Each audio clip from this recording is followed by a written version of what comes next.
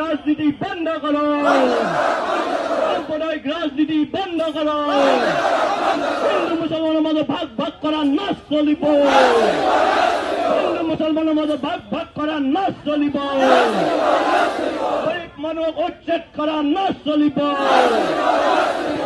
সংস্থাপন অভিযানে উচ্ছেদ করা নাশ চলিব, উচ্ছেদিত পৰিয়ালসকলক পুনৰ সংস্থাপন দিয়াৰ ব্যৱস্থা কৰা।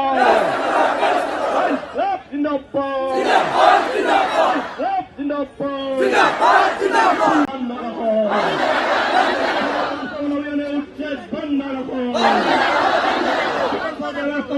উচ্ছেদ কৰা নাশ চলিব, উচ্ছেদিত পৰিয়ালসকলক পুনৰ সংস্থাপন দিয়াৰ ব্যৱস্থা কৰা।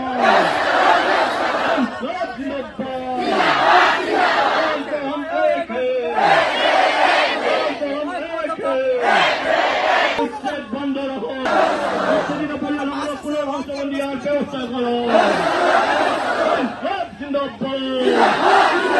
तो हम एक हैं, तो हम एक हैं, तो हम एक हैं। उच्ছেদ বন্ধ রাখো, উচ্ছেদ বন্ধ রাখো,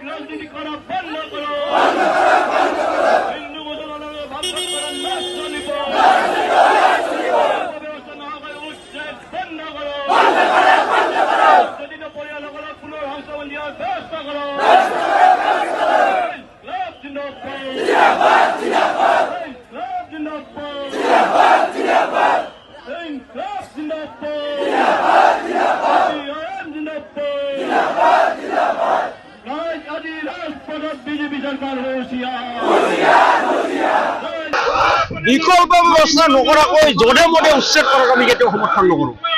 আৰু ইতিমধ্যে আমাৰ হাছিলাত য'ত 1951 চনত NRC আছিলে, সেইবিলাক মানুহ 66 ভোটাৰ দিছে, সেইবিলাক মানুহ উচ্ছেদ কৰিছে, কোনো বিকল্প ব্যৱস্থা দিয়া নাই। সেইদিনাখন পাইকানৰ উচ্ছেদ কৰিছে, সেইবিলাক মানুহক উচ্ছেদটো কৰিলে এনেকে তেওঁলোকে তিৰপাল টানি আছিলে, থকাৰ বস্তুবিলাক অলপ লৈ আহিব, সেইবিলাকক কালি তেওঁলোকে লাঠি চাৰ্জ কৰা বুলি হৈ গৈছে।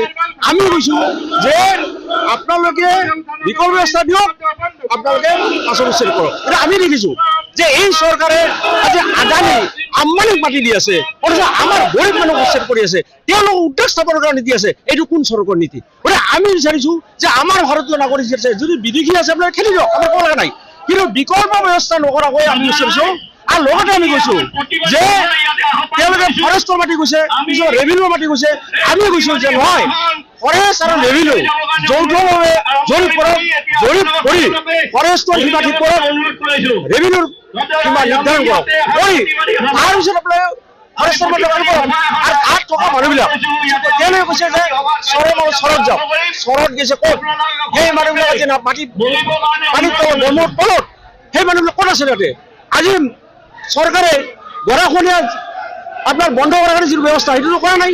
গতিকে আমি কৈছো যে তেওঁলোকে বিকল্প ব্যৱস্থা দিয়ক, বানপানী গৰাখহনীয়া সমস্যা সমাধান কৰক, তাৰ পিছত আপোনাৰ উচ্ছেদ কৰক। কিন্তু সেইটো যাতে নকৰে তাৰ কাৰণে এই দাবীৰ ভিত্তিত আজি বিৰাট আন্দোলন কৰিছো।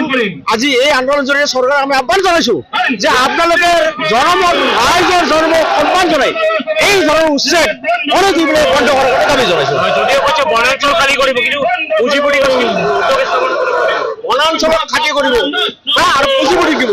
আপুনি চাওক গোৱালপাৰাত আপোনাৰ আদালত, থানা, হস্পিটাল, PD অফিচ, জিলা পৰিষদ, DPO office, IO office, DO office চব সেইবিলাক কি কৰিব? কিয় কৰে তাতে কৰি কি পইচা তেওঁলোকে? গতিকে সেইবিলাকো আছে, ইয়াৰ ৰেকৰ্ড আছে। গতিকে কথা হৈছে যে আমি বুজা মিলাৰ ভিতৰত এই মানুহখিনিক উচ্ছেদ নকৰি এটা বিকল্প ব্যৱস্থা দিয়ক, আমাৰ ক'ব লগা নাই। এইটো আমাৰ